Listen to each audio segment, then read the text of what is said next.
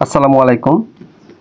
আজকে অনুষ্ঠিত বাংলাদেশ সেতু কর্তৃপক্ষের অফিস সহকারী কাম কম্পিউটার মুদ্রাক্ষরিক পদের লিখিত পরীক্ষার গণিত অংশের সমাধান নিয়ে হাজির হলাম। তো চলুন শুরু করি।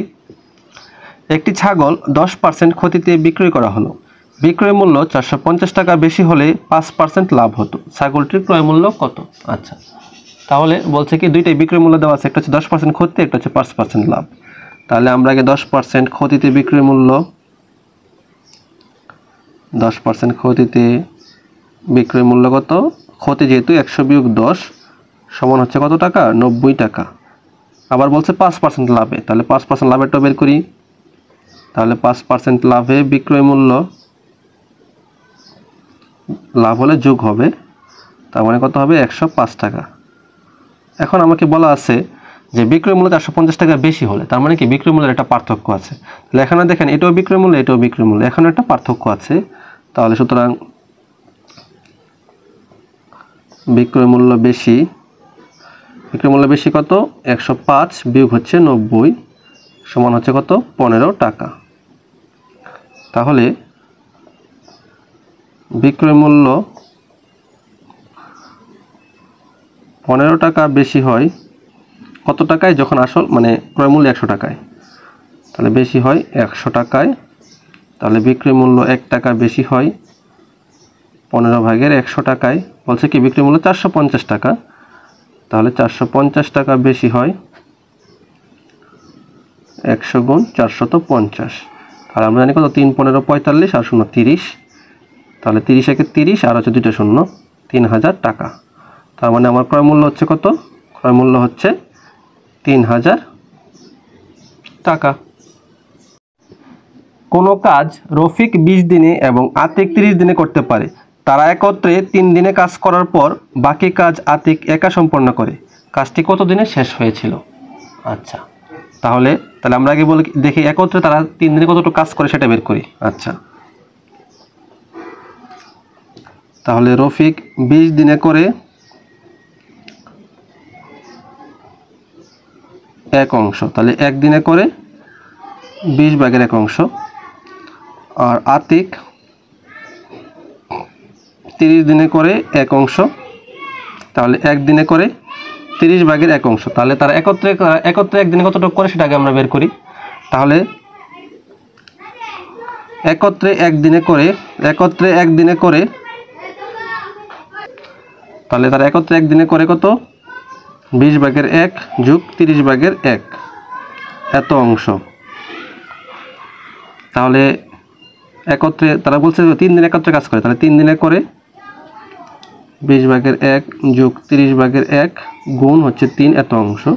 তাহলে আগে লসাগুটা করি। লসাগু হচ্ছে 30 আর 20 লসাগু হচ্ছে 60, তাহলে 60 হলে এটা হচ্ছে 3, এটা হচ্ছে 2, গুণন হচ্ছে 3, এত অংশ। তাহলে কত হয়? 60 ভাগের 3 আর 2 কত? 5, গুণন হচ্ছে 3, এত অংশ। তাহলে 3 দিয়ে এটা কাটলে 20, 5 দিয়ে এটা কাটলে 4, তাহলে সমান হচ্ছে কত? 4 ভাগের 1 অংশ। তাহলে তারা একত্রে 3 দিনে করে 4 ভাগের 1 অংশ। আচ্ছা, তাহলে এখন 3 দিনে তো তারা 4 ভাগের 1 অংশ কাজ করলো, কিন্তু তাহলে বাকি কাজ কত? বাকি কাজ হচ্ছে 1 বিয়োগ 4 ভাগের 1, তার মানে কত? 4, 4 একে 4 বিয়োগ 1 সমান হচ্ছে কত? 4 ভাগের 3 অংশ। বাকি কাজ রইল 4 ভাগের 3 অংশ। এখন বলছে বাকি কাজটা কে করছে? বাকি কাজটি আতিক একা সম্পন্ন করছে। তাহলে আতিক, হ্যাঁ, তাহলে আতিক কাজটা কি করে? যে 30 দিনে করে। তাহলে আতিক 1 অংশ করে, 1 বা সম্পূর্ণ অংশ করে কত দিনে? 30 দিনে। তাহলে 4 ভাগের 3 অংশ করে 4 ভাগের 3 গুণন 30 দিনে, ঠিক আছে? তাহলে 2 দিয়ে কাটলে 2, 2 দিয়ে কাটলে 15, তার মানে কত? 2 ভাগের 3 15, 45 সমান হচ্ছে 2 দ্বারা 45কে ভাগ করলে কত হয়? 22 দুগুণে 44, 2 ভাগের 1, 22 সমস্ত 2 ভাগের 1 দিনে। এখন উত্তর এটাই হইতো যদি বলতো যে আতিক কাজটি কতদিনে শেষ করেছিল, কিন্তু এখানে বলছে কাজটি কতদিনে শেষ হয়েছিল, সম্পূর্ণ কাজটি, আতিকের কথা বলে নাই। তার মানে কি তারা যে একত্রে 3 দিনে কাজটা করেছিল আর আতিক যে পরে 22 দিন করছে, দুটো কি করতে হবে? যোগ হবে। তাহলে মোট সময় হচ্ছে কি 3 যোগ 22 সমস্ত 2 ভাগের 1 দিন। আতিকের কাজটা আর তাদের একত্রের কাজটা যোগ করতে হবে, কারণ কি বলছে কাজটি, শুধু কাজটি বলছে। আচ্ছা, তাহলে 22 আর 3 হচ্ছে 25, 25 সমস্ত 2 ভাগের 1 দিন, তাহলে মোট দিন লাগছে 25 সমস্ত 2 ভাগের 1 দিন। এটা হচ্ছে answer. a plus 1/a equal to 2 হলে a to the power 4 plus 1/a to the power 4 কত? আচ্ছা, তাহলে এটা দুইভাবে করা যাবে, এটা থেকেও করা যাবে, এটা থেকেও করা যাবে। তাহলে আমরা এটাতেই করি, a to the power 4 plus 1/a to the power 4। তাহলে a টু দি পাওয়ার 4 কে লিখতে পারি আমি a square plus a square whole square plus এটাকে লিখতে পারি a স্কয়ার হোল স্কয়ার।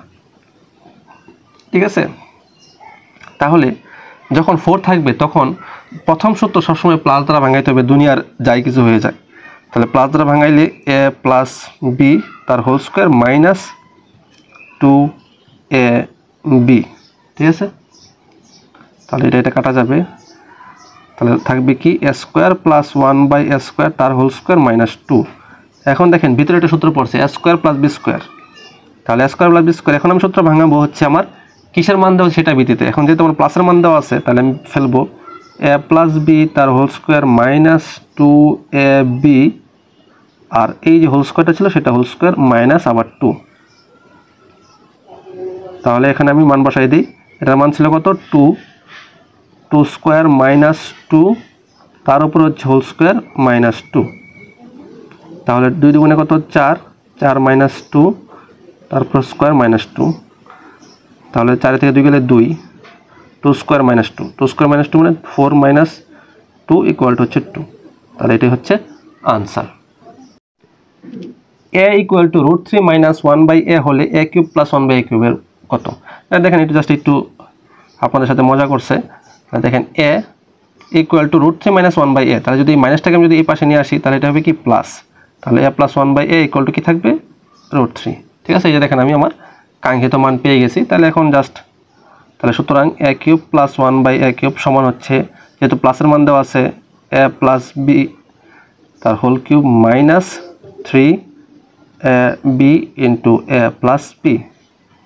তাহলে a প্লাস b এর মান কত? √3।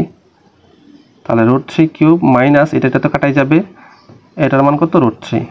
তাহলে হচ্ছে √3 কিউব, √3 কিউব মানে হচ্ছে 3√3 মাইনাস 3√3 এগুলো হচ্ছে 0। √3 মাইনাস √3 কিউব মানে হচ্ছে কি √3 ইন্টু √3, তিনটা √3 গুণ, তাহলে দুইটা √3 একটা পূর্ণাঙ্গ 3 আর হচ্ছে √3। ঠিক আছে, তাহলে এই হচ্ছে আনসার।